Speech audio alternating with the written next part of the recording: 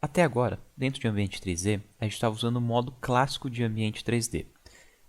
A diferença entre o modo clássico e o modo Ray Tracer, que a gente vai ver a partir dessa videoaula, é a forma no qual o After Effects faz a renderização dos objetos e algumas opções adicionais que você recebe trabalhando com o Ray Tracer, mas algumas opções a menos que você tem também trabalhando com o Ray Tracer. Primeira coisa que é importante saber quando você vai trabalhar com esse tipo de render 3D é que vai ser muito pesado para o computador, a não ser que você tenha uma placa de vídeo com suporte CUDA. Então eu vou vir aqui na opção Preview, e aqui na minha opção Preview eu tenho uma opção chamada GPU Informations. Se eu vir aqui em GPU Information, ele me diz aqui que a minha placa de vídeo ela tem suporte OpenGL e tem também suporte CUDA. Se ela não tiver suporte CUDA, ele usa somente o processador para usar esse tipo de render 3D Ray Traced. Se você tem um processador muito rápido, você até pode usar, mas assim não vai ser tão rápido, não vai ser nem metade da velocidade de uma placa de vídeo com CUDA. E as placas de vídeo com CUDA normalmente são placas de vídeo da NVIDIA, com pelo menos 1 GB de memória RAM, e as mais recentes, as GeForce, algumas quadros têm essa opção. No site da Adobe tem uma lista de várias placas de vídeo que recebem essa opção CUDA, inclusive tem algumas placas de vídeo que não estão na lista, como por exemplo a minha é a GTX 680M, ela, pela lista da Adobe, ela diz que não suporta placa de vídeo como suporte CUDA, mas ainda assim, se eu instalei aqui certinho, instalei meus drivers atualizados e consigo usar ela bala com as opções de CUDA e funciona super rápido. Eu vou dar aqui um OK. Eu só vou antes, aqui onde está GPU Information, mudar meu Adaptive Resolution para 1/8. Depois eu explico ele certinho, mas eu vou dar aqui um OK. Então, essa é a minha imagem com Ray Traced 3D, só que no modo de preview, no qual eu desabilitei a renderização desse Ray Traced. Se eu vir aqui em Ray Traced e eu clicar, ele traz aqui as opções de configuração de uma composição. Qualquer composição pode ser Ray Traced. A única coisa que você tem que fazer é, não na aba básico, na aba avançado, você vai lá na aba avançado e determina aqui onde tipo de render se você vai querer como Classic 3D ou como Ray Traced 3D. Quando você escolhe Ray Traced 3D, automaticamente aparece essa caixa de opções dizendo: com Ray Traced 3D você tem reflexos, refração, extrusão, você pode curvar objetos, pode criar environments, mas em contrapartida, você não pode trabalhar nesses objetos 3D com Blend Mode, Track Mate, Layer Styles, Máscara. Tem várias opções então de transparência que ele não vai habilitar. Não tem problema, são os objetos 3D. Isso aqui, o Ray Tracer 3D, não vai ser algo que você vai usar sempre, vai ser dependendo do caso. Quando você quer uma opção com extrusão, uma logomark que vai dar extrusão e quer uma sensação de 3D, você vai usar o Ray Tracer. Para a maioria das composições, com Chroma Key, Rotobrush, animações de plugin, você vai poder trabalhar normalmente com a opção Classic 3D e vai poder usar qualquer outra opção de máscara e Track Mates. Vou deixar aqui então Ray Tracer 3D e eu tenho aqui algumas opções para esse Ray Tracer 3D. Se eu clicar aqui, é o modo no qual ele faz o render do meu Ray Tracer.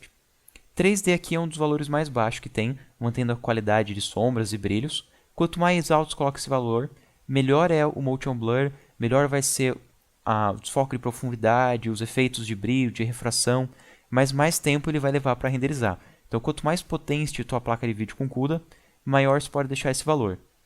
Aqui em Anti-Alias é como ele vai tratar as bordas do teu 3D, e aqui também.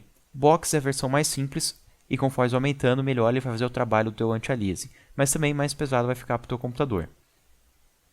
Aqui para a videoaula eu vou deixar em 3 e Box, que são as opções padrões, mas normalmente quando eu fazer um render final eu aumento essas opções aqui, meu render leva um pouco mais de tempo, mas eu tenho um resultado final bem melhor.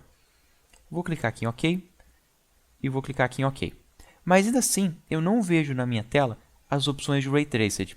Eu não vejo elas na tela porque eu tenho aqui uma caixinha de Fast Preview, que quando eu seleciono ela, eu vejo aqui que ela está em Fast Draft. Fast Draft ela desliga as opções do Ray Traced.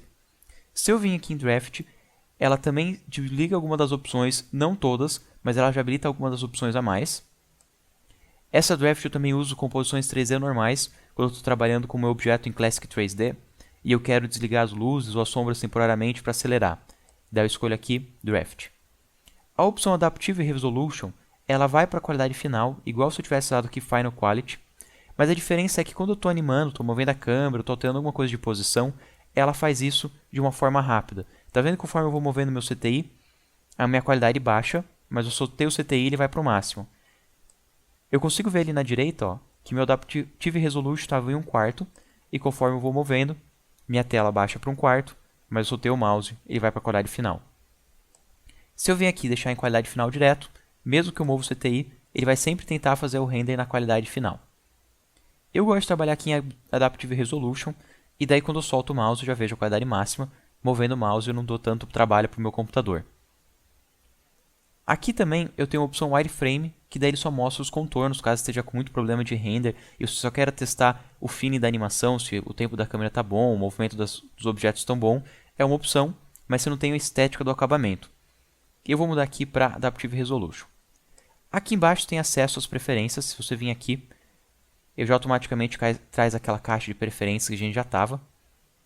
E se selecionar o último, ele traz a caixinha que estava ali na lateral. Então você tem como acessar elas tanto ali em cima em preferências, como tudo aqui direto na abinha de resolução. Tá, mas a gente definiu a aparência do nosso preview, mas como que a gente monta esses objetos 3D? Então eu vou criar aqui uma nova composição, chamar aqui de 3D, trazer a ferramenta de texto, clicar na tela e escrever aqui 3D. Vou escolher uma fonte melhor, porque essa fonte aqui está triste. Deixa eu vir aqui no meu painel de caracteres e vou escolher aqui Myriad Pro. E vou escolher aqui a opção Semi-Bold e aumentar aqui bastante a fonte. Vou escolher aqui um tom cinza para deixar com cara mais de metálico e trazer o objeto aqui para o centro da tela. E no caso aqui eu estou trabalhando com texto e texto é vetorial. Se eu tivesse trazido aqui um shape ou trouxe um objeto do Illustrator e converti para shape, ia funcionar igual. Então tanto aqui para texto quanto se eu tivesse um shape, as opções que eu vou mostrar, quando eu tivesse aqui um shape, as opções que eu vou mostrar vão ser iguaizinhas, tá? Então, eu vou trabalhar aqui com texto, mas vai funcionar da mesma forma com outro tipo de objeto. E eu vou vir aqui em contorno, e eu vou dar um contorno para esse meu texto. Vou dar aqui um contorno vermelho, um preenchimento cinza. Vou aumentar a espessura aqui do contorno. E eu defini já aqui meu texto. Agora eu vou dar a impressão de 3D para ele. Eu abro aqui as opções do meu texto e eu ligo aqui a opção 3D. Automaticamente que eu liguei 3D, eu tenho Geometric Options e Material Options. Essa opção Geometric Options só vai encontrar quando estiver trabalhando em Ray Tracer de 3D. Então, eu vou expandir essa opção e eu tenho aqui algumas formas de manipular esse meu Ray Tracer. Primeira forma, que é uma das mais interessantes, é a profundidade, que vai ser aqui a extrusão, que vai ser o quão profundo é o teu objeto. Então você vem aqui e você define o quanto de extrusão você quer nesse objeto. Eu vou criar uma luz também, para dar uma aparência mais interessante para ele. Então eu vou aqui nova luz, criar uma luz aqui de ponto, trazer essa luz aqui para próximo do objeto.